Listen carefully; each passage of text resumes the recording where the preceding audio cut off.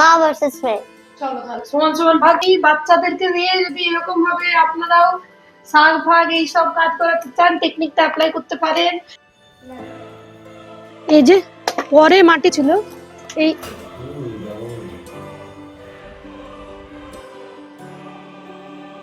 নমস্কার, আমাদের ইচ্ছে অ্যান্ড ব্লগের নতুন একটা পর্বে আপনাদের সকলকে স্বাগত। আশা রাখি সবাই ভালোই আছেন, সুস্থ আছেন। সকালে হেঁটে ফিরে দেখি দীপের বার্থডের গিফটটা পৌঁছেছে। বানালাম একটু ফ্যান ভাত, সেই ফ্যান ভাত টান ভাত আমাদের খাওয়া হয়ে গেছে। এখন কিচেনটাকে পরিষ্কার করে চলুন দেখবো ওর গিফটটা কেমন হলো। আমার তো ভীষণ ভালো লেগেছে, আপনাদের কেমন লাগলো অবশ্যই কমেন্টে জানাতে ভুলবেন না যেন। আরে ভাইটা তো ভালো, যাক, জন্মদিনের গিফট পছন্দ হয়েছে। কালকে আসতে পারেনি, আজকে এসে পৌঁছেছে। দেখিচ্ছে ভালো লাগছে বল? একদম পোতা লাগছে। কি বাজে মেয়ে। মামা এটা কলকাতার ঠান্ডায় এরকম হাফ হুডিগুলো ভীষণ কাজে লাগে। কলকাতায় বেশি দীর্ঘস্থায়ী ঠান্ডা তো থাকে না, মোটামুটি 1 মাস 1.5 মাস এরকমই ঠান্ডা থাকে। তাই আমি প্রতি বছরই চেষ্টা করি এরকম জাতীয় কিছু একটা গিফট দেওয়ার। কেমন লাগলো অবশ্যই জানাবেন। তারপর চলে এসেছি কিচেনে। সকালে যে বাসনগুলো জমেছিল সেই বাসনগুলো একটু ধুয়ে রাখছি। কাল কাজের দিদি আসবে সেই সকালবেলা, অনেকগুলো বাসন জমে গেলে নিজেরই কাজ করতে অসুবিধা হয়। মা ভার্সেস মেয়ে। চলো তাহলে সমান সমান ভাগ করি। দেখো সমান আছে কিনা দেখে নাও। কিভাবে গুনবো এতগুলো শাক গো? তো করা যায় না, শাক হাতের ইয়েতে বুঝতে হবে, দেখে নাও। ঠিক আছে। ঠিক আছে, তাহলে এগুলো তোমার, হ্যাঁ, আর এগুলো হচ্ছে আমার। দেখা যাক কে ফার্স্ট হয়। আমি তো পারবোই না। এই বড় বড় পাতা দেওয়া যাবে না, আর পচা পাতা দেওয়া যাবে না। অলরেডি পচা পাতা দেওয়া হয়ে গেছে তোমার। না আমি দিইনি একটা। সেটা কম্পিটিশন আর আগে দিয়েছো। না, কম্পিটিশনের আগে আমি দিইনি। আমাকে ফাঁসাচ্ছে। চল, আমার চটপট হয়ে গেল। আর কটা মাত্র বাকি আছে। এই ডাল দিচ্ছিস তুই, এই যে নিজের রোল নিজে ব্রেক করছিস। ডালগুলো ফেল, সরি। ডালগুলো ফেল, নাহলে পরে মিলে যাবে, মুশকিল হবে। ডালগুলো দেওয়া যাবে। এই টাইমটাতে আমি চুলি করে নি। পেছনে আগে ফেল, নাহলে ডিসকোয়ালিফাই। না, ডালগুলো বেঁচে গিয়ে ফেল দেবো। তাহলে কি করে হবে? তাহলে হবে না, তাহলে হবে না, ডিসকোয়ালিফাই। ইচ্ছে এনে গেল। আপনারা কি বলছেন? না না, তাহলে কমেন্ট বক্সে বলতে বলো তোমাদের সাবস্ক্রাইবার গুলোকে। কমেন্ট বক্সে আপনারা বলবেন কে জিতেছে আর কে হেরেছে। হ্যাঁ। ইচ্ছে হেরে গেছে। না, আমি হারিনি। ইচ্ছে হেরে গেছে। সবাই আমাকে মায়া করে জিতিয়ে দেবে। কি কম্পিটিশন করতে এসেছিস তুই?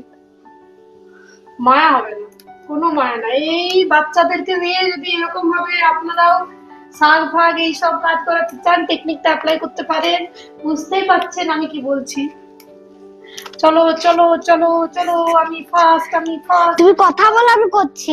1 2 3 4 5 6। আমি ফার্স্ট। ফার্স্ট। ভোট ফর ইচ্ছে নয়, vote for Sanjukta. Vote for Sanjukta. নিচে কমেন্টে কেউ বুঝাই যাবে যে কে জিতেছে। Vote for me, vote for me. No no no, আমি একটা বাচ্চা, যত আমি চিটিং করি। চলো ছড়াও। পারছি না, তুমি জিতে গেলে। এই হচ্ছে চালাকিগিরি। যখনই দেখলো যে হেরে যাবো, তখনই ওর করার ইচ্ছে থাকে না কোনো কাজ। বুঝে গেছে যে হেরে যাবে ও। না, আমি জিতবো, আমাকে তোমার সাবস্ক্রাইবার গুলো।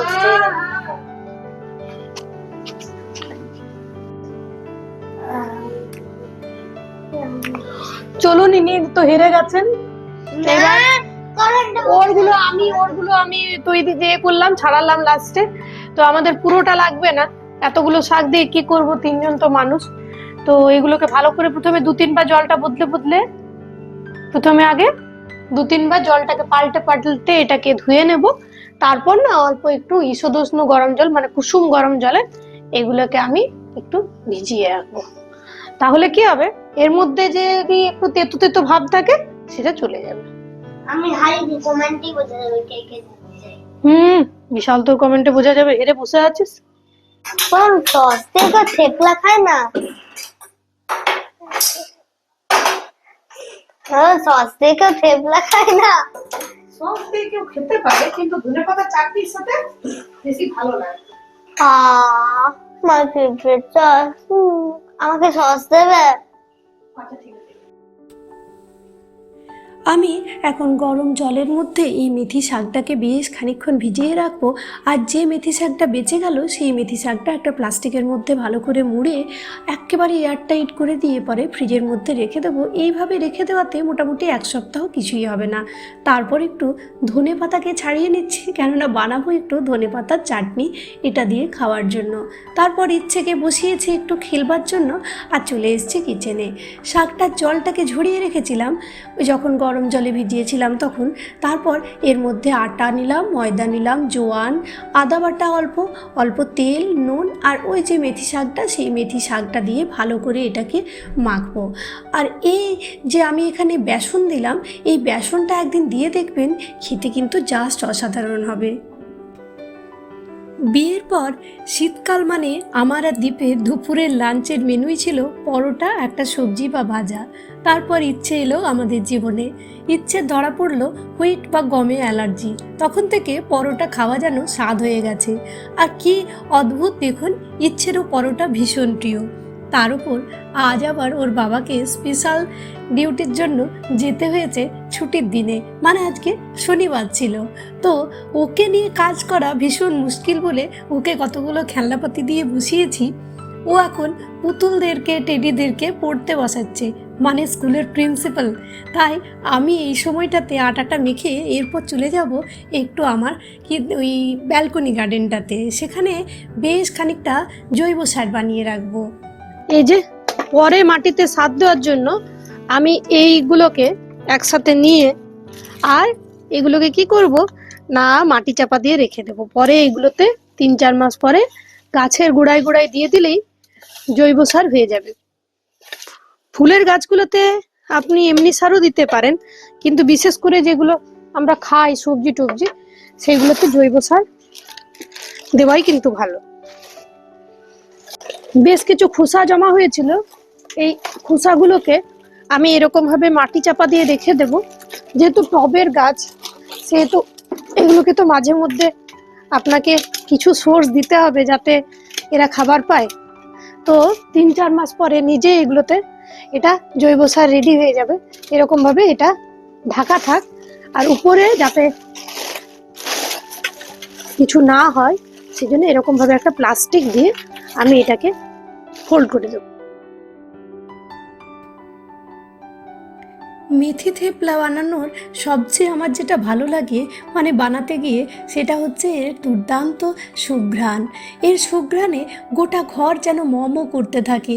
কিচেন তো বটেই, এমনকি সিঁড়ি দিয়ে উপরে উঠলেও যদি আপনি দোতলাতে বানাচ্ছেন, পুরো সিঁড়ি অবধি পুরো অ্যাপার্টমেন্টের পুরো যে কমন স্পেসটা থাকে সেখানেও যেন এর ফ্লেভারটা ছড়িয়ে পড়ে। আর দরজা জানলা যদি বন্ধ থাকে আর আপনি কিচেনে এরকম মেথি থেপলা বা মেথির পরোটা বানাচ্ছেন, তাহলে তো কথাই নেই। বাড়িতে ঢুকে যে কোনো কেউ বলে দেবে যে আপনি মেথি শাক দিয়ে কিছু বানাচ্ছেন। আর এটা ভীষণ ভীষণ হেলদিও, টিফিনেও দেওয়া যায়, ব্রেকফাস্ট, লাঞ্চ যখন ইচ্ছে খাওয়া যায়।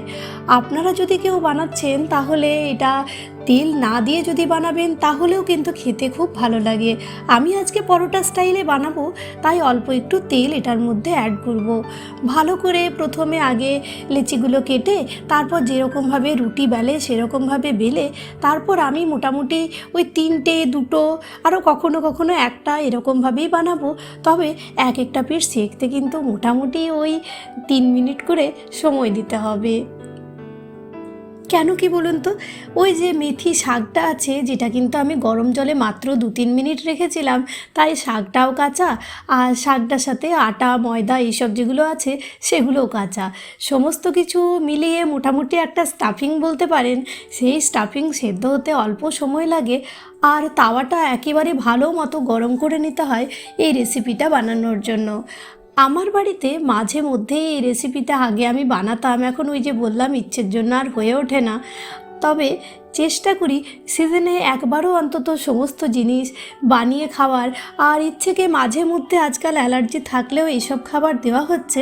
তারপর এইসব পরোটাগুলো বানানোর পর কিচেনটাকেও ভালো করে পরিষ্কার করে নেবো আমি। আর এই যে তাওয়া ফাওয়া আছে সেগুলোকেও ধুয়ে রাখবো। পরিষ্কার পরিচ্ছন্নতা জায়গায় কাজ করতে ভীষণ ভালো লাগে। আর তারপর খাবারটা রেডি হয়ে গেলে সার্ভ করে দেব। আজকের ব্লগ এই অবধি। যদি ব্লগটা ভালো লেগে থাকে প্লিজ লাইক শেয়ার সাবস্ক্রাইব করে সাথেই থাকবেন। ধন্যবাদ ভিডিওটা দেখার জন্য। সবাই ভালো থাকবেন, সুস্থ থাকবেন। চলুন ধনেপাতার চাটনি বানিয়ে এইবার আমি খাবারটাকে সার্ভ করে দেখি ওদের কেমন লাগে।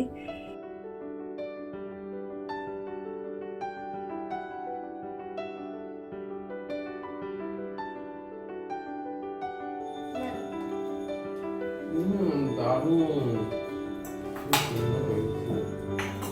চাটনিটা না দিলেও ভালো লাগছে, আমি চাটনিটা দিয়ে দিচ্ছি।